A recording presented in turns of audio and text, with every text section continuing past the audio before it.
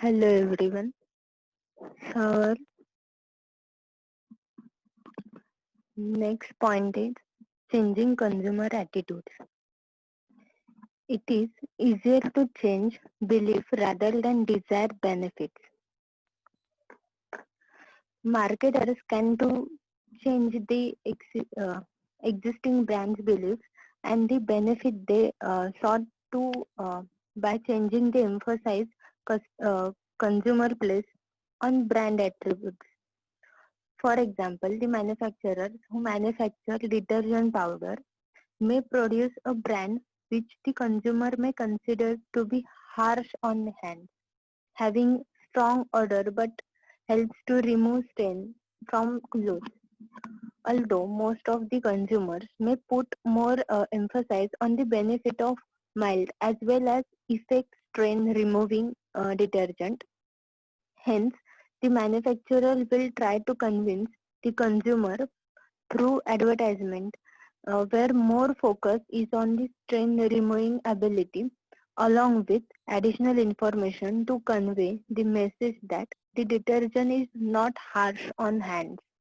By conducting this marketing strategy, the marketers create an impact that will bring about a change in brand belief within the consumer existing value structure.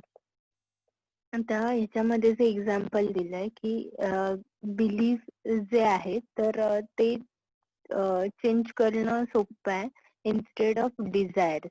आता कपड्यावरचे जे stains आहेत तर ते remove करणं गरजेचंच आहे. मग त्याच्यासाठी जो सोप किंवा जे डिटर्जंट पावडर असेल किंवा लिक्विड्स असतील तर ते यूज केल्यामुळे त्याच्या हात जे आहेत तर ते रफ होतात किंवा हाताची स्किन जी आहे तर ती रफ होते. तर असा जो समज आहे तर तो पहिला समज दूर केला पाहिजे म्हणजे ऍडव्हर्टाइजमेंट मधून की आता बऱ्याच ऍडव्हर्टाइजमेंट ज्या आहेत तर त्या स्टेन रिमूव्ह कसा करतात त्याची ऍड तर करतात त्यांच्या प्रोडक्टची प्लस हाताला पण त्याच्यामुळे काही त्रास होत नाही अशी पण ऍडव्हर्टाइजमेंट करतात. ठीक आहे. नेक्स्ट आहे it is easier to change brand beliefs than brand attitudes. According to the marketers, it is easier to change belief as advertising communicates about the attributes of the brand. People did not have a favorable attitude about the performance of Karnataka State Road Transport Corporation. However, to change people's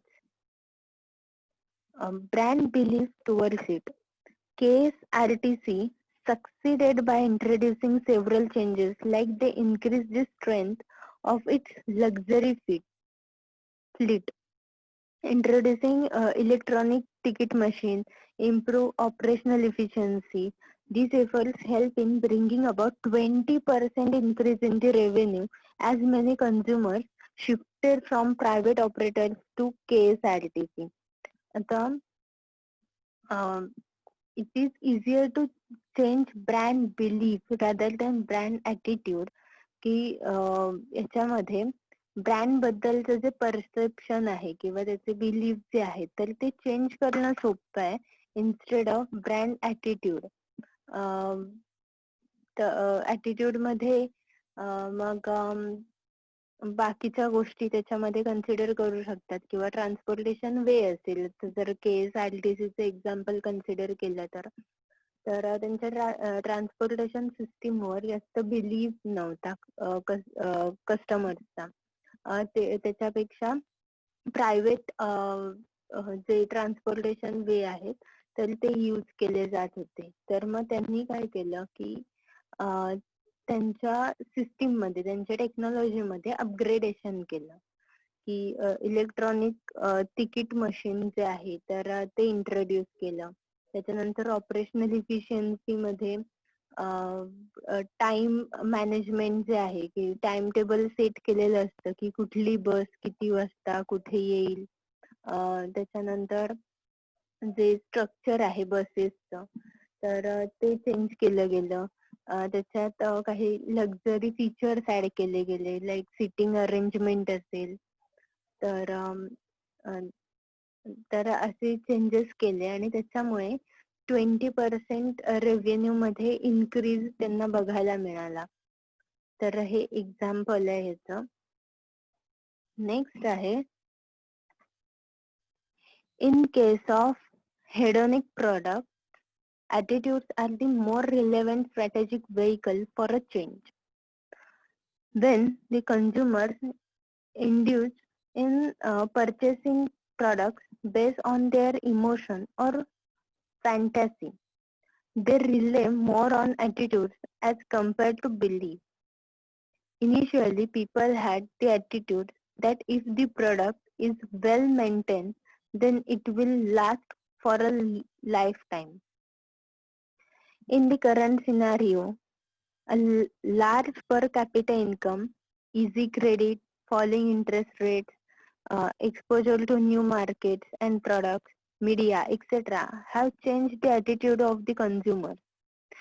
Now, products are not purchased for its utility value only. Actually, the additional features are inducing change in the attitude of the consumer, even if it is hedonic, that is pleasure giving products. त्याच्यामध्ये प्रोडक्टची जी quality आहे किंवा quantity आहे, तर त्याच्यामध्ये किंवा त्याची service provide करण्यामध्ये पण चेंजेस होत आहेत. आणि कस्टमरचा ॲटिट्यूड चेंज होतोय कारण क्रेडिबिलिटी इन्क्रीज होते, पर कॅपिटा इन्कम जे ते इन्क्रीज होत आहे, इंटरेस्ट रेट जे आहेत तर ते डिक्रीज होत आहेत. तर त्याच्यामुळे लक्झरी प्रोडक्ट्स आहेत, लाईक कार्स असतील किंवा मोबाईल फोन सुद्धा आता आयफोन यूज केले जातात किंवा मॅक आहे. तर ह्या गोष्टींसाठी आता प्रेफरन्स जो आहे तर तो चेंज होतोय कस्टमरचा. Next time, it is easier to change attitudes when there is low level of involvement with the product. When a consumer is having a high level of involvement with the product, then he will agree to the messages only if the messages comply with their beliefs. Likewise, when the involvement is low, the consumer are more likely to accept communication even if it doesn't agree with their beliefs. ह्याच्यामध्ये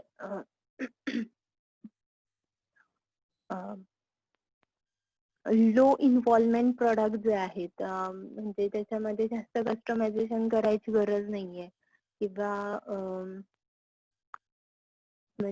अगदी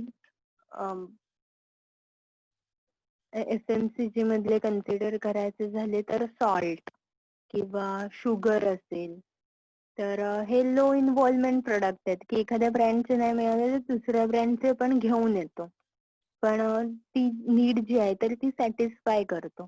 मग ह्याच्यामध्ये जास्त attitude जो आहे तर तो easily switch होतो की हे अवेलेबल नाहीये तर दुसरं द्या, ठीक आहे. किंवा अजून सेम कन्सिडर करायचं झालं तर नेहमीचा भाजीवाला असेल किंवा ग्रोसरी शॉप मधून ज्या परचेस करतो, तर ते दुकान बंद असेल तर लगेच तो पर्सनचा ॲटिट्यूड काय होतो की त्याला त्याची नीड तर फुलफिल करायची. नेहमीचं शॉप ओपन नाहीये, तो पुढच्या शॉप मध्ये जातो, परचेस करतो आणि त्याच्या नीड फुलफिल करतो. नेक्स्ट आहे, weak attitudes are easier to change than strong ones.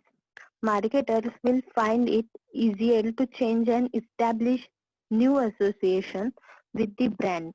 When the consumers do not have strong brand attitude, every woman would like to look young and get noticed. So the marketer have understood this and have tried to please them by creating women-oriented programs. आता weak attitudes जे आहेत purchasing मधले, तर ते easily change करता येतात किंवा त्या कन्झ्युमर्सला इझिली अट्रॅक्ट करता येतं instead of strong attitude persons जे आहेत त्यांच्यापेक्षा.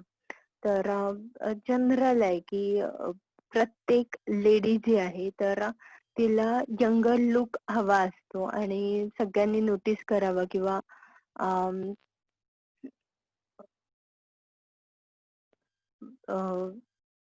ब्युटी जी आहे तर ती मेंटेन राहिली पाहिजे असा एक बेसिक कन्सिडर करू शकतो आपण. तर त्याच्यासाठी मार्केटर्स काय करतात की खूप जास्त प्रोडक्ट्स जे आहेत आता ज्या टाईपने तुम्ही ऍडव्हर्टाइजमेंट कराल त्या टाईपने कन्झ्युमर्स अट्रॅक्ट होतात. आता लॅक्मेचं एक्झाम्पल कन्सिडर केलं इथे त्यांनी.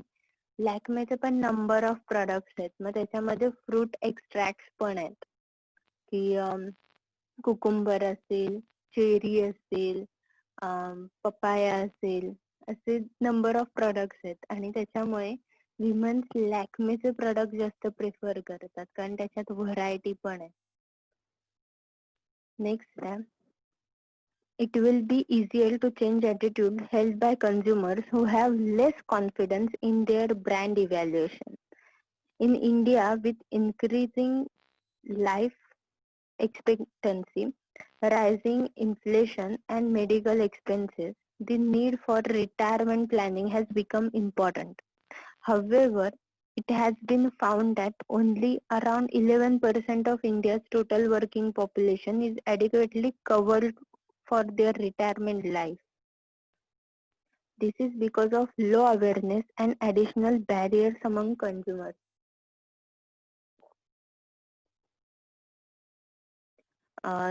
लेस कॉन्फिडन्स पर्चेसिंग डिसिजन मधला किंवा ब्रँड इव्हॅल्युएशन मधला जो आहे तर त्याच्यामध्ये अवेअरनेस प्रोग्राम थ्रू असेल किंवा ऍडव्हर्टाइजमेंट आहे, इन्फॉर्मेशन आहेत, डेमो आहेत, तर त्याच्या थ्रू ह्या कन्झ्युमर्सना अट्रॅक्ट करता येऊ शकतात. ह्याच्यामध्ये त्यांनी इन्शुरन्सचं एक्झाम्पल दिलं, रिटायरमेंट प्लॅनचा.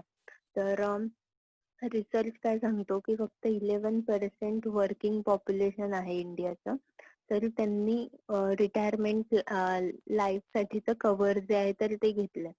बाकीच्या लोकांना ह्याच्याबद्दल अवेअरनेस कमी आहे किंवा त्याची गरज त्यांना जास्त वाटत नाही. मग जेव्हा हे जे एजंट्स आहेत, म्हणजे पॉलिसी एजंट किंवा गव्हर्नमेंटचे ऍडव्हर्टाइजमेंट असतील किंवा प्रायव्हेट सेक्टरच्या जर पॉलिसीज असतील तर त्यांच्या ऍडव्हर्टाइजमेंट, तर ह्या अवेअरनेस क्रिएट करतात आणि त्याच्यामुळे कन्झ्युमर्स हे प्रोडक्ट जे आहेत तर ते परचेस करतात. नेक्स्ट आहे, it is easier to change attitudes which are based on ambiguous information. When purchase of certain products involves technical information, it may lead to an attitude change if the same is provided for. आता ह्याच्यामध्ये त्यांनी example कसलं घेतलंय तर इंटेलचं. आता प्रत्येक computer जो आहे तर त्याच्यामध्ये इंटेल चिप त्यांनी लावलेली असते कारण त्यांचं जे सर्व्हिस आहे किंवा ते प्रोडक्ट आहे तर त्याची क्वालिटी त्यांनी मेंटेन केली आहे. आपला सेकंड युनिट संपलंय.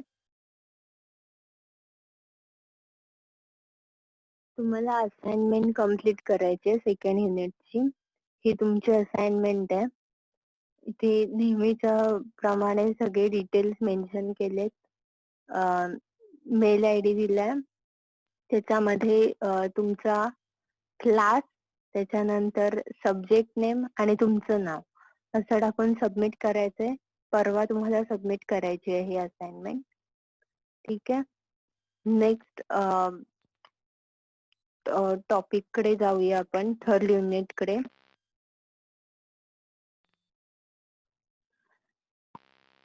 Environmental determinants of consumer behaviour.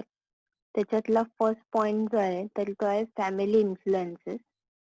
Next आहे family life cycle, then social class and influences, then group dynamics and consumer preference group and cultural influences. So first point बघूया, definition of family. Family is a group of two or more persons related by blood, marriage, or adoption and residing together and as an household. आता definition मध्ये त्यांनी काय mention केलंय की 2 किंवा 2 पेक्षा जास्त माणसं ब्लड रिलेशनमुळे किंवा मॅरेजमुळे किंवा अडॉप्टेशनमुळे एकत्र राहत असतील अंडर सेम रूफ तर त्याला आपण फॅमिली कन्सिडर करू शकतो. Meaning of family.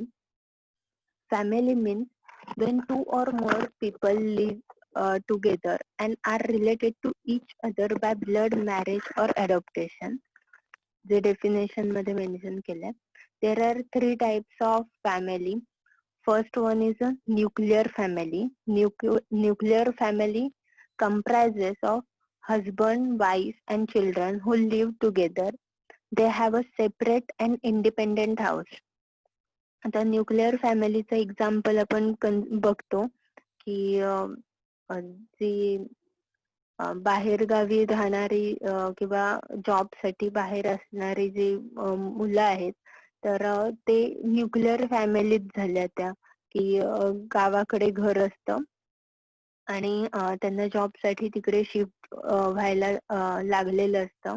मग पुणे असेल, मुंबई असेल, अजून कुठल्या सिटी मध्ये असेल तर तिथे ते हजबंड वाईफ आणि त्यांचे जे चिल्ड्रन असेल तर ते. तर ही झाली न्यूक्लिअर फॅमिली.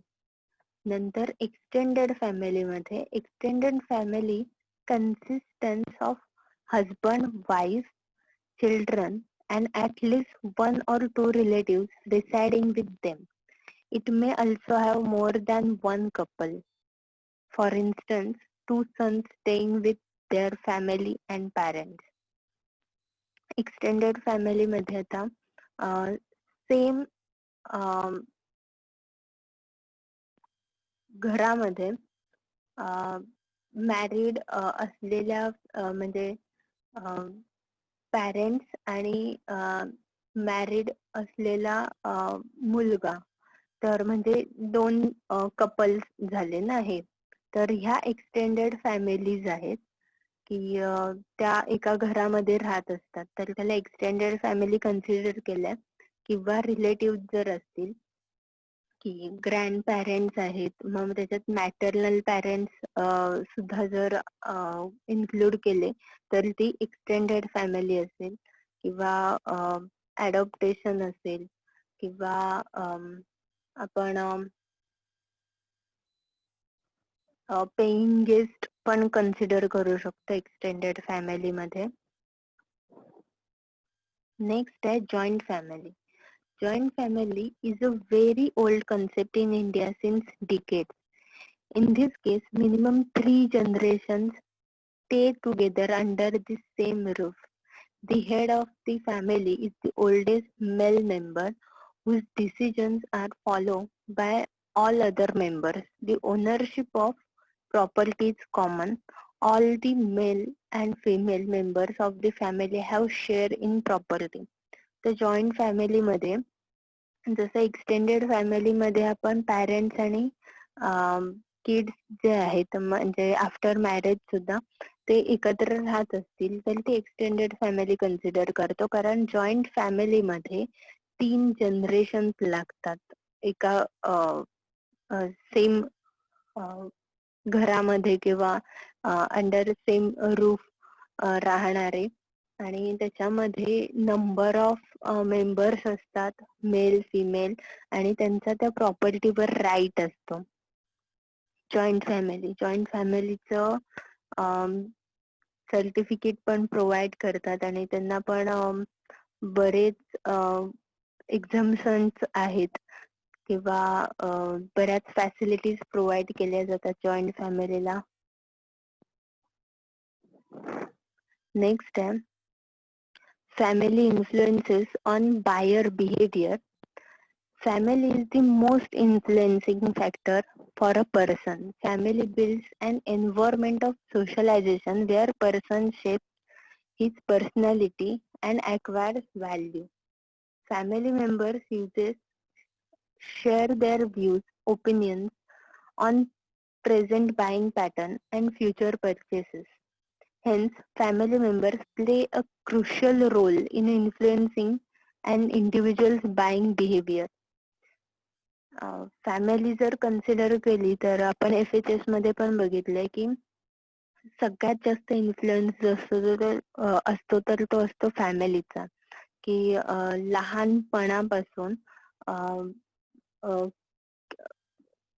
लहान मूल जे आहे तर ते ऑब्झर्व करत असतं त्याच्या पॅरेंट्सना, त्याचे फॅमिलीची लाईफस्टाईल काय आहे, त्यांची व्हॅल्यूज काय आहेत, बिलीफ काय आहेत, त्याच्यानंतर त्याचे सिबलिंग्स जे आहेत किंवा ग्रँड पॅरेंट्स जे आहेत तर ते कसे वागतायत, काय सांगतायत, त्यांचे परचेसिंग बिहेवियर काय आहे. तर हा खूप इम्पॉर्टंट रोल प्ले करतो त्यांच्या बाईंग डिसिजन मध्ये. An individual may take the opinion of his family member before purchasing a product. In the case of family members are encourage him to buy the product, or they may recommend him some other products, or may discourage him to purchase it. आता ह्याच्यामध्ये जे मोठे products आहेत, म्हणजे bike घ्यायची असेल, car घ्यायची असेल किंवा एखादा फ्लॅट बुक करायचा असेल किंवा अजून एखादी प्रॉपर्टी असेल तर ह्याच्यामध्ये फॅमिलीला इन्क्लूड केलं जातं. पण त्याच्यात दोन गोष्टी असतात की एकतर एनकरेज करत असते फॅमिली की इन्व्हेस्टमेंट डिसिजन्स असतील किंवा व्हेकल साठी की परचेस केलं गेलं पाहिजे, नाहीतर दुसरं असतं, दुसरी बाजू आहे की डिस्करेज करत असते आणि म्हणून त्यांना इन्क्लूड केलं जातं की ते इम्पॉर्टंट का आहे, परचेस का केलं पाहिजे. नंतर a family of an individual comprises of parents, siblings, spouse, children, grandparents, relatives like uncle, aunts, cousins, etc. An individual learns culture from his parents. An individual's buying habit and lifestyle depends upon his family members whom he observed since childhood. आता buying behaviour affect कसं होतं की saving pattern जो आहे तर त्या फॅमिलीचं saving pattern कसं आहे किंवा त्यांची लाईफस्टाईल कशी आहे. तर सेव्हिंग पॅटर्न जर खूप जास्त असेल तर ते जो त्या फॅमिली मधल्या किड्स जे आहेत तर त्यांचा पॅटर्न जो आहे, बाईंग बिहेवियर जे आहे तर ते सेम असणार आहे. की ते प्राइजेस जे आहेत तर ते चेक करणार, क्वालिटी चेक करणार आणि मग बाईंग डिसिजन घेणार. तेच जर सेव्हिंग पॅटर्नचा विचार न करता क्विक डिसिजन्स असतील किंवा आपण उधळपट्टी म्हणू शकतो किंवा परचेसिंग जे आहे तर ते खूप मोठ्या प्रमाणावर होत असेल, म्हणजे दर महिन्याला कपडे खरेदी केले जात आहेत किंवा खाणं पिणं आहे किंवा हॉटेलिंग जे आहे तर ते दर महिन्याला किंवा दर आठवड्याला केलं जाते, तर मग त्या घरातल्या लहान मुलांवर पण त्याचा इम्पॅक्ट असतो की त्यांचं बाईंग डिसिजन, त्यांचं बिहेवियर पण सेम असतं. नेक्स्ट आहे married individuals buying behavior is different as compared to a bachelor. आता बाईंग बिहेवियर चेंज कसं होतं बॅचलरहुड टू मॅरिड पर्सन. तर बॅचलर असताना पर्सनचं बाईंग बिहेवियर इन्स्टंट फूड वगैरे जे असतं तर ते प्रेफर केलं जातं. ठीक आहे, म्हणजे हे जे नूडल्स आहेत किंवा इन्स्टंट नूडल्स आहेत किंवा उपमा, पोहे किंवा बाकीचे जे काही इन्स्टंट फूड्स जे आहेत तर ते मुळात तयार केले गेले फोकस करून बॅचलर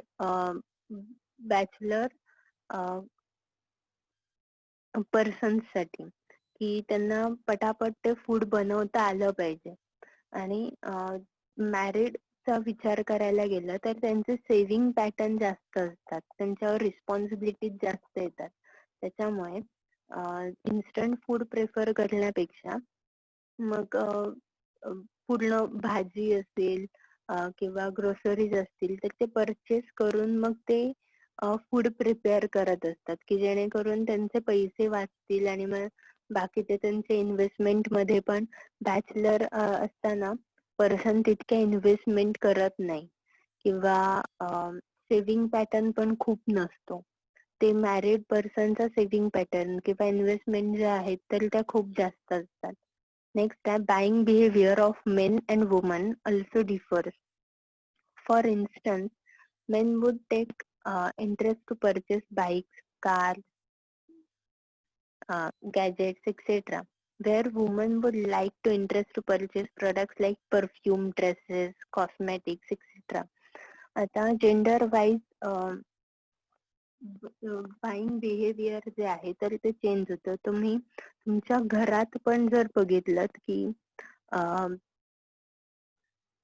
तुमच्या पॅरेंट्सनी तुमच्या बहिणीला आणि तुम्हाला किंवा तुमच्या भावाला आणि तुम्हाला पैसे दिले असतील, म्हणजे बहीण भावांना सेम पैसे दिले, तर त्याच्यामध्ये त्यांचं परचेसिंग डिसिजन किंवा परचेसिंग बिहेवियर जे आहे तर ते वेगळं असतं. की भावाला बाईक किंवा बाकीचे काही गॅजेट्स असतील तर ते परचेस करायचे असतात किंवा मोबाईल फोन असतील. आणि तेच जर विमन बिहेवियर बघितलं तर त्या ड्रेस असतील, कॉस्मेटिक असेल, पर्स असतील, तर हे प्रोडक्ट्स परचेस करतात. नेक्स्ट आहे the buying behaviour of a family with children as compare to family without children will greatly differ. आता जे ऑर्फन चिल्ड्रन आहेत तर त्यांचं बाईंग बिहेवियर कम्प्लिटली वेगळं असतं जे फॅमिलीमध्ये अपब्रिंगिंग झालेल्या चिल्ड्रनपेक्षा. कारण एकतर त्यांच्यावर म्हणजे फॅमिलीचा खूप इन्फ्लुएन्स असतो बाईंग बिहेवियरवर. तीच फॅमिली त्यांच्याकडे नसते, त्याच्यामुळे कुठले प्रोडक्ट परचेस करायचे किंवा त्याची प्राइस असेल, त्याची क्वालिटी असेल, तर ह्या बऱ्याच गोष्टी ज्या आहेत तर त्यांच्यामध्ये खूप डिफरन्स दिसून येतो. नेक्स्ट आहे an individual with children will spend a huge amount in purchasing chocolates, video games, toys, baby food, etc. An individual is married or unmarried impact his buying patterns. For instance, a bachelor will not buy baby products, but once he gets married and has a child, he will purchase it. आता ह्याच्यामध्ये चिल्ड्रनचं buying behaviour बघितलं किंवा ज्या फॅमिलीमध्ये children's आहेत तर chocolates, video games, toys, baby food हे त्यांचं बाईंग बिहेवियर किंवा प्रोडक्ट्स असतात परचेसिंग साठी. आणि दुसरं बॅचलर आणि मॅरिड मध्ये बघितलं तर मगाशी जसं आपण इन्व्हेस्टमेंट आणि सेव्हिंग पॅटर्नचं एक्झाम्पल बघितलं तर तसं याच्यामध्ये आता बॅचलर पर्सन जो आहे तरी तो बेबी प्रोडक्ट्स यूज नाही करणार किंवा परचेस नाही करणार. तर त्याच्यामुळे लग्नानंतर जेव्हा त्यांना बेबी होतं तर तेव्हा त्यांना ते बेबी प्रोडक्ट्स जे आहेत तर ते परचेस करायची गरज लागेल. तर अशा पद्धतीने बाईंग पॅटर्न्स जे आहेत किंवा परचेसिंग बिहेवियर जे आहे तर ते चेंज होत असतं. तर नेक्स्ट जे आहे तर ते आहे फंक्शन्स ऑफ फॅमिली. ते आपण नेक्स्ट लेक्चरला बघूया. मला असाइनमेंट सबमिट करा सगळ्यांनी, ठीक आहे.